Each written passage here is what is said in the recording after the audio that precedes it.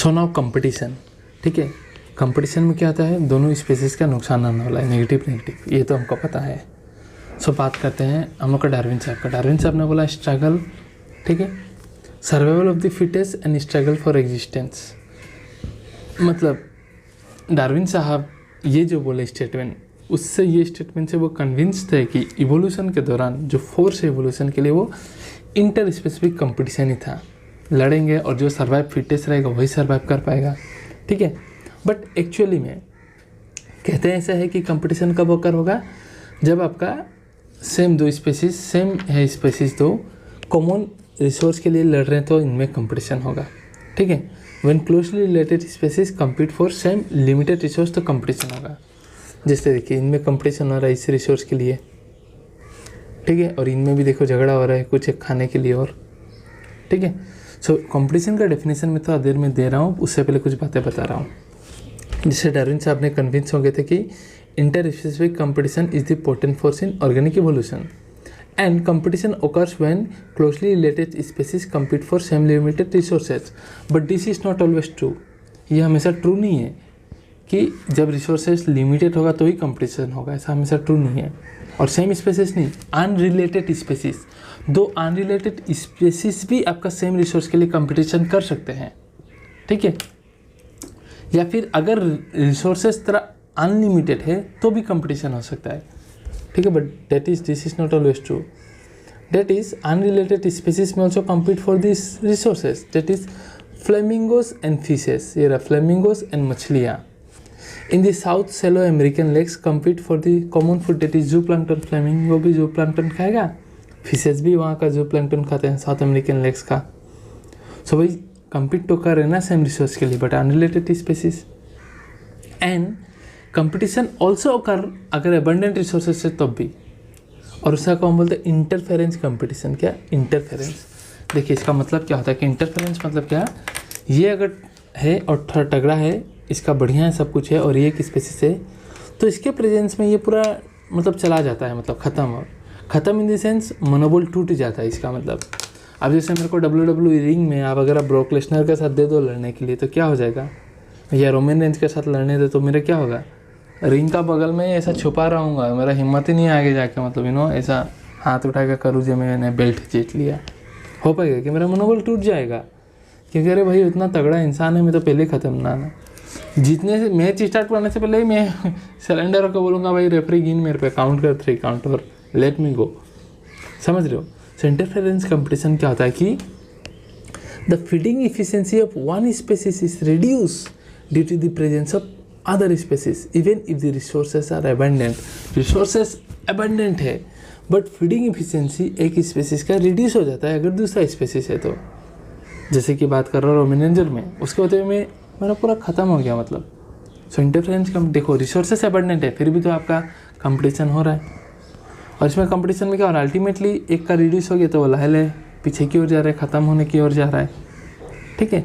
सो resources इसका भी example है, मैं एग्जाम्पल दूंगा, ठीक है, कि कैसे एक स्पेसीज को आते हुए दूसरा का कैसे रिड्यूस हो जाता है। तो अल्टीमेटली कंपटीशन मतलब कंपटीशन का एक्चुअल डेफिनेशन क्या होगा, कंपटीशन का एक्चुअल डेफिनेशन होगा कि it is the process in which the fitness of one species, मतलब आर वैल्यू क्या समझ रहा है, नेचुरल रेट ऑफ इंक्रीज, कि नेचुरली पॉपुलेशन कितना बढ़ रहा है, और पॉपुलेशन किसका बढ़ेगा, जो फिट होगा, ठीक है। सो कंपटीशन वो समझा रहा है कि जो फिटनेस होगा दो कॉम्पिटिटर के बीच में, एक का प्रेजेंस में दूसरा का ऑटोमेटिक आर का वैल्यू लोअर हो जाएगा, ठीक है, वो बढ़ नहीं पाएगा। सो एक्चुअली कंपटीशन का डेफिनेशन वही है कि ये एक प्रोसेस है in which the fitness of one species is significantly lower in the presence of another species, ठीक है। दिक्कत लग रहा है तो एक बार ये पार्ट में इंसेटी से अभी बता रहा हूँ, रुको, इजी है डरो मत, ठीक है। So when Darwin spoke about the struggle for existence and survival of the fittest, he was convinced that the क्या interspecific competition is the potent force for organic evolution, ठीक है। And it is generally believed, हम ऐसे believe करते हैं कि competition कब occur होगा, when closely related species compete for same resources that are limited, resource limited होगा। But this is not always not true, क्योंकि unrelated species भी आपका compete करते हैं, जिसे हमने देखा चलो साउथ अमेरिकन लेक्स में फ्लेमिंगोस और वहाँ का फिशेस का बीच में कम्पीट होता है क्या, जू प्लैंक्टन्स के लिए।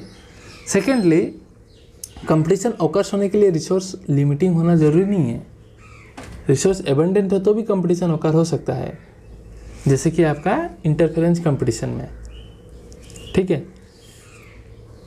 सेकेंडली, सो इन इंटरफेरेंस कंपटीशन क्या होता है, एक का फीडिंग एफिशिएंसी एक का प्रेजेंस में दूसरा का ऑटोमेटिकली लोअर हो जाता है। अगर रिसोर्सेज एबंडेंट है तो भी फर्क नहीं पड़ता। इसलिए कंपटीशन को बेस डिफाइन किया गया है ऐसे एक process.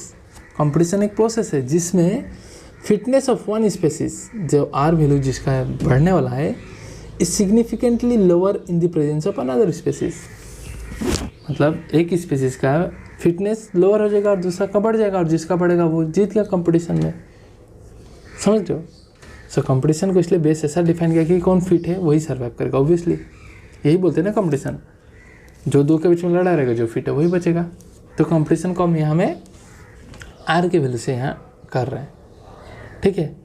So it is relatively easy to demonstrate in laboratory experiment, जैसे गौद साहब का एक्सपेरिमेंट है या अदर इकोलॉजिस्ट का एक्सपेरिमेंट है, कि लैब में अगर मैं, ठीक है, सेम दो स्पीसीज को रखूँ, एक सुपीरियर और एक थोड़ा कमज़ोर, एक कॉमन रिसोर्स के लिए, तो क्या होगा, दोनों को एग्जिस्ट कर पाएंगे क्या? नहीं कर पाएंगे। इसमें जो सुपीरियर होगा वो इसको मार के भगा के खुद खा लेगा वहाँ में रिसोर्सेज को। तो इसको हम बोलते हैं गस कॉम्पिटिटिव एक्सक्लूसिव प्रिंसिपल। बताऊँगा आगे बढ़िया से, ठीक है, सब बातें। सो यहाँ बस मैं आपको कंपटीशन का डेफिनेशन बताने लाया था, बाकी सब इजी है, डोंट वरी, ठीक है। सो यहाँ तक समझ में आया। अब एग्जांपल भी दे देता हूँ कि देखिए रिसोर्सेज एबंडेंट हो तो भी कंपटीशन कैसे होता है। जैसे कि गैलापागोस आइलैंड में एबिंगडन टोर्टोइस थे, ठीक है, एबिंगडन टोर्टोइस। वो एक्सटिंक्ट हो गया जब वहाँ में गोट को इंट्रोड्यूस किया गया। उस आइलैंड में जब गोट को इंट्रोड्यूस किया गया ना, तो वो Abingdon tortoise within a decade, ठीक है, 10-20 साल में वो एक्सटिंक्ट हो गया। क्यों? क्योंकि ब्राउजिंग इफिशिएंसी गोट का बहुत तगड़ा था, और उसके प्रेजेंस में एक का ब्राउजिंग इफिशिएंसी तगड़ा था तो दूसरा ऑटोमेटिकली नर्वस होकर ख़त्म होकर वो गया, एक्सटिंक्ट ही हो गया। कंपटीशन ऐसे होकर हुआ जबकि रिसोर्स एबंडेंट था। इंटरफेरेंस कंपटीशन जो कि अभी बताया मैंने, सो ये इंटरफेरेंस कंपटीशन का एग्जांपल है, याद रख लेना, ठीक है। गैलापागोस आइलैंड का मोनोपोल टूट गया उसका। फिर आते हैं evidence for competition. Competitive release, ये रिलीज होगा, एल आएगा यहाँ, ठीक है, कॉम्पिटिटिव रिलीज। तो ये बहुत सिंपल है। कॉम्पिटिटिव रिलीज मतलब दो कॉम्पिटिटर है, एक बहुत सुपीरियर है, एक थोड़ा कमज़ोर है, तो इस सुपीरियर वाले को हटा दो तो क्या होगा, ये अब ये हीरो बन जाएगा कंपटीशन में, मैं ही हूँ भाई अब हीरो। सो कॉम्पिटिटिव, सुपीरियर वाला हट जाने से इसका गुंडा राज चलेगा इन्फीरियर वाले का, तो इसको हम बोलते हैं कॉम्पिटिटिव रिलीज। कॉम्पिटिटर रिलीज हो गया, चला गया। सो देखो, it is the expansion of distributional range of species when the competitive species is removed। competitive species को हटा दिया तो ये दूसरा वाला inferior जो था वो हीरो बन गया। कंसेप्ट सिंपल है, समझ लो। एग्जाम्पल याद रखना है एग्जैक्टली क्या है। सो देखो, साइंटिस्ट थे कॉर्नेल साहब, उन्होंने फील्ड एक्सपेरिमेंट किया। कहाँ में किया? तो rocky sea Scotland off coast of Scotland, rocky sea coast of Scotland. Cornell field experiment कहाँ हुआ याद रखना है, तो कहाँ? Rocky sea coast of Scotland. तो वहाँ में दो स्पीसीज थे बर्नाकल्स के, ठीक है। वहाँ में दो बर्नाकल्स के स्पीसीज थे, एक था आपका बालानस और दूसरा था आपका छटामस, ठीक है। बालानस जो था आपका लार्जर था, बी से बड़ा, याद रखना, बड़ा मतलब लार्जर था और कॉम्पिटिटिवली भी सुपीरियर था, ठीक है। और ये देखो, ये बालानस है, बड़ा और छोटा, और ये आपका कैथामस जो था छोटा और इन्फीरियर था। कैथामस जो था स्मॉलर था और इन्फीरियर था। इसका मतलब क्या है, जो डेंजर है दैट इज़ बालानस डोमिनेट करके रखता था वो एरिया को, और कैथामस का उतना उसको छोटा सा जगह दे दिया, वो वहीं हीरो बन के रहता था। बट कॉर्नेल साहब ने जब बालानस को रिमूव किया, सुपीरियर वाले को रिमूव कर दिया, सो देखा कि कैथामस हीरो बन के आ गया और पूरा एरिया को मतलब कॉलोनाइज कर दिया कि अब मैं ही हीरो हो गई। आपको नहीं लगता है, कभी कभी लगता है कैथामस को लगा कि कभी कभी वही भगवान है, उसको लग गया क्योंकि इसका कंपटीटर चला गया, जिसको हम बोलते हैं कॉम्पिटिटिव रिलीज, ठीक है। सो सिंपल है कॉम्पिटिटिव रिलीज, मैं बता रहा हूँ, याद रखना है। इसको एक्सपेरिमेंटली प्रूव किसने किया था? कॉर्नेल साहब ने फील्ड एक्सपेरिमेंट किया। कहाँ में किया? Rocky sea coast of Scotland. किस वहाँ में कौन सा दो स्पीसीज थे? बर्नाकल्स के दो स्पीसीज थे। बालानस बड़ा था, सुपीरियर था, बी से बड़ा, सी से छोटा, कथामस तो छोटा था। सो सारा कहानी वही है, बालानास डोमिनेट करके रखता था, कर्नल साहब ने हटा दिया तो कथामस आया, हीरो बन गया, सारा एरिया को कवर कर लिया। ठीक है, सो इकोलॉजी में एग्जाम्पल इंपॉर्टेंट है। Now goes competitive exclusive principle already बता दिया। वो क्या बोलते हैं, the two closely related species, दो closely related species competing for the same resources cannot coexist indefinitely and the competitively inferior one will be eliminated eventually। WWE best example मेरे को वहीं से आता है, मतलब इसका WWE का रिंग का बीच में रख दिया WWE का बेल्ट, ठीक है, वहाँ बेल्ट रख दिया और मैं जाके वहाँ बेल्ट लेके ऐसा हीरो बनने बीच में रखा हुआ है, उधर है रोमन रेंज, इधर में Rohit Singh, and the fight begins there. Fight begins क्या, मैं मार के मेरा कचुम्बर बना देगा वो, ठीक है। सो लगता भी है तुम्हें कि मैं वो बेल्ट ले पाऊँगा, क्यों नहीं ले पाऊँगा, बिकॉज हम दो सिमिलर स्पेसिस से कम्पीट कर रहे हैं सेम चीज़ के लिए। तो मैं इन्फीरियर हूँ, वो सुपीरियर है, मारेगा एक सुपरमैन पंच, में कहाँ जाकर गिरूँगा ठीक नहीं है। सो ही बोल रहा है कि जब दो closely related species same resource के लिए कम्पीट करते हैं तो वो एग्जिस्ट नहीं कर पाएंगे, एक एलिमिनेट हो जाएगा इन्फीरियर वाला। और जैसे कि बताइए हमेशा ट्रू नहीं होता, इसका एग्जांपल हमने देखा आपका इंटरफेरेंस कंपटीशन और अनरिलेटेड स्पेसिस भी कम्पीट करते हैं, तो ये सब लैब में ट्रू होता है और काफ़ी बार नेचुरली भी हमेशा, बट हमेशा ये ट्रू नहीं है, ऑलवेज नॉट ट्रू, ठीक है। और दो स्पेसिस है ये वाला, दो स्पेसिस कंपटीशन को भी अवॉइड कर सकते हैं, पता है कैसे, खुद थोड़ा एक मिनट बताओ तो एक बार सोच के। दो स्पेसिस कंपटीशन अवॉइड कर सकते हैं कैसे। अब रिंग का बीच में दो बेल्ट है सपोज, ठीक है, एक पकड़ लो, तेरा टैग टीम चैंपियनशिप का बेल्ट है, एक WWE का बेल्ट है, यूनिवर्सल चैंपियन का। सो मैं क्या बोलूँगा रोमन रेंज को कि भैया तुम WWE का बेल्ट ले जाओ, यूनिवर्सल चैंपियन तुम बन जाओ, मेरे को ये छोटा वाला है कोई भी एक दे दो, और कोई भी एक चैंपियनशिप दे दो।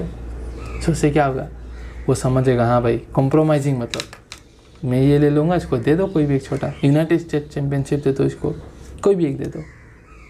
कहने का मतलब है कि दो स्पेसिस के बीच में कंपटीशन अवॉइड किया जा सकता है अगर वो रिसोर्स को पार्टीशन कर दे, जो भी रिसोर्सेज को भाग कर दे तो कंपटीशन ही नहीं होगा, ठीक है। तो इसको हम कहते हैं रिसोर्स पार्टीशनिंग। तो competition can be avoided by resource partitioning. तो स्पेसिस फेसिंग कंपटीशन में इवॉल्व मैकेनिज्म फॉर को एग्जिस्टेंस रेदर देन एक्सक्लूशन। को एग्जिस्ट करेंगे दोनों, एक्सक्लूशन मतलब क्या, मार काट खा के दोनों मरेंगे नहीं, हम को एग्जिस्ट करेंगे भाई कैसे, रिसोर्स को भाग करके, उसको हम रिसोर्स पार्टीशनिंग कहते हैं। और इसका बढ़िया से हमको समझाया है मैकआर्थर साहब ने। तो रिसोर्स पार्टीशनिंग का मतलब क्या है, it is the division of limited resource, जो भी रिसोर्स है उसको अब क्या करो, डिवाइड कर दो by species to avoid competition. For this they choose different feeding times और डिफरेंट फॉरेजिंग पैटर्न्स। जैसे एनिमल्स का बात करें सो अलग अलग टाइम में एक जंगल है, उसमें दो शेर हैं, तो क्या करेंगे, दो शेर आपस में आके तो लड़ाई होगा। तो एक बोलेगा मैं दिन में शेर कर मतलब शिकार करने आऊँगा, एक बोलेगा मैं रात में आऊँगा। सो दोनों कभी आपस में आएंगे नहीं तो लड़ाई होगा नहीं, एग्जांपल दे रहा हूँ बस। तो दोनों ने फीडिंग टाइम और फॉरेजिंग एक्टिविटी अलग अलग चूज़ कर लिया। सो रिसोर्स देखो आपका क्या हो गया, कंपटीशन अवॉइड हो गया और दोनों आराम से कोएग्जिस्ट कर रहे हैं, एग्जांपल जस्ट, ठीक है। असल में इसका एग्जांपल हमको दिखा है मैकआर्थर साहब ने, एक साइंटिस्ट इकोलॉजिस्ट, ठीक है। इन्होंने दिखाया कि वर्बल बर्ड से, ठीक है, 5 क्लोजली रिलेटेड वर्बल स्पेसिस से रहा है, 1 2 3 4 5, नाम क्या है जरूरी नहीं है। ये पांचों स्पेसिस एक ट्री में कोएग्जिस्ट कर रहे थे, ठीक है, एक ही ट्री में बिना कंपटीशन को अवॉइड करके ये पांचों स्पेसिस सर्वाइव कर रहे थे एक ही ट्री में।